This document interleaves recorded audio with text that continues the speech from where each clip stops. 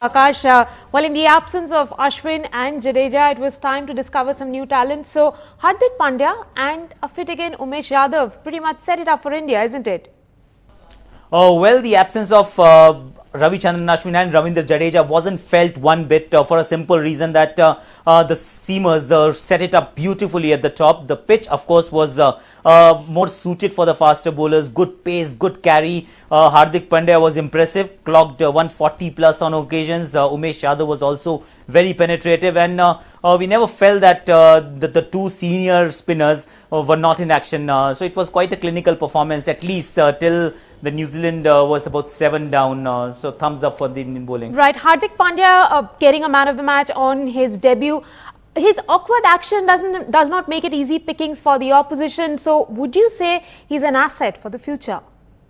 Well, India has been in this eternal search for an all-rounder, a seeming all-rounder more than a spinning all-rounder, because the moment you travel overseas, you can't have a batsman who bowls spin. So you need a batsman who can actually bowl seam up, and that's where Hardik Pandya becomes critical. Yes, it was his first game, great start, got 3 wickets and also the man of the match award, but then bigger and sterner tests definitely lie ahead. This series will be a bit of a litmus test as to see how far this young kid can go.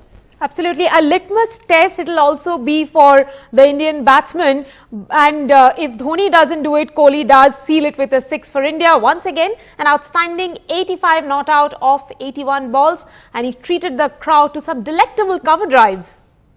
Well, Virat Kohli seems to be in a different league altogether because he just the way he paces his innings, the discipline that he's showing off late. There was only one shot in the air which was intentional. That was the 6 to seal the game. There was, of course, a cotton bowl chance, but it was, of course, not an intentional shot. It just went in the air. So this is the new side of Kohli that we are witnessing very often. While everybody around him is taking the aerial route, hitting the big shots, you've got a Virat Kohli who will still score at a fair clip, about 100 strike rate, which is more than acceptable, but then without taking too many risks. Outstanding runner between the wickets, and his driving was delectable to say the least. Absolutely, the way Dhoni and Kohli were going at one stage, we thought that they will finish it off, but for that horrible miscommunication in between. Well, Dhoni was batting well, so you have to bear in mind that Dhoni is not playing international cricket regularly these days. He was coming back off a layoff, looking very slim, very mean and fit, and he was running like a hare between the stumps. So it tells you that physically he's in a great shape, and also was batting well. That square cut that he played was outstanding. Yes, and a forgettable mix-up between the two. Till that point, we were all praises for this pair because of the way they were running between the stumps. Just one horrible mix-up ended Dhoni's innings, but then I think we've got the glimpse of what to expect from Mahendra Singh Dhoni, the batsman, in this series. I'm expecting some good quality innings from his bat. Indeed, Aakash, MS Dhoni looked good answering his critics about his batting form. He also promoted himself up the batting order, looked very, very comfortable, something he hasn't been for the past few months.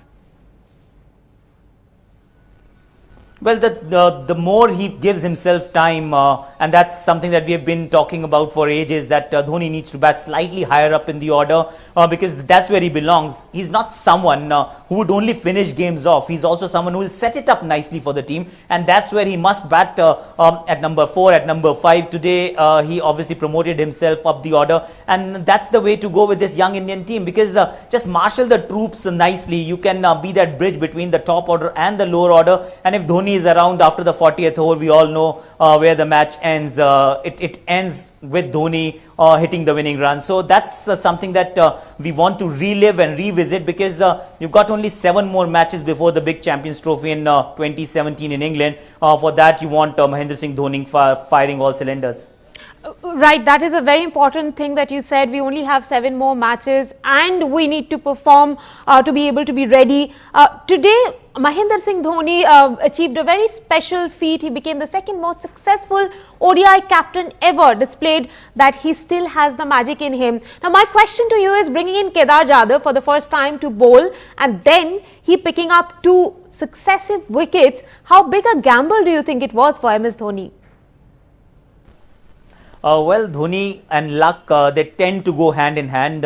Won a crucial, a good toss. We won a good toss because we expected a lot of dew to be in the to come into play in the latter half of the game. The bowling changes, that Kedar Jadhav move, all of us were taken by surprise. That why not Akshar, why not Mishra? But it was Kedar Jadhav, and he picked up 2 crucial wickets, and in fact he was on a hat-trick at one stage. So whatever he touched today, it turned goal. So he had this Midas touch, and as an Indian fan, as an Indian cricketer, former Indian cricketer, that's what you want. You want your captain with that Midas touch, and Mahendra Singh Dhoni has done it umpteen times in the past. So you would want him to once again just get back to winning ways, because let's not forget that of late India hasn't been winning one-day series. The only series that India has won in the last 5 series are against Zimbabwe, against South Africa, against Bangladesh, and against Australia. And Australia, India actually tasted defeat. So it's about time that we put the record straight.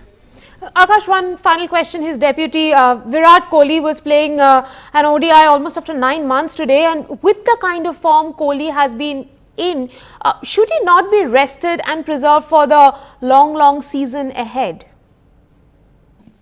My opinion about resting players, especially when it comes to the batsmen, I say just leave it to them. If they are in a good physical shape, if they are in a good mental space, that's what you want to do all the time. Just wake up every morning and play, because he's not going to go away for a 3 weeks holiday and then come back and play Test cricket against England next month. So with Virat Kohli, I think just allow him to play. But what can be done otherwise is that if there is a game like this, the way we had this game in Dharamsala, if we had another opportunity in the series, you don't have to bat him at 3. You can always keep him at 5 as an insurance if things go wrong. So Mahendra Singh Dhoni and Manish Pandey, they can actually be pushed up the order. If Raina is available, make him bat as well, because Dhoni's got form on his side. He's hit that purple patch for the last 12 or 18 months. He hasn't put a foot wrong. So he can always wait and watch on the sidelines once in a while, but then just allow him to play every single game, because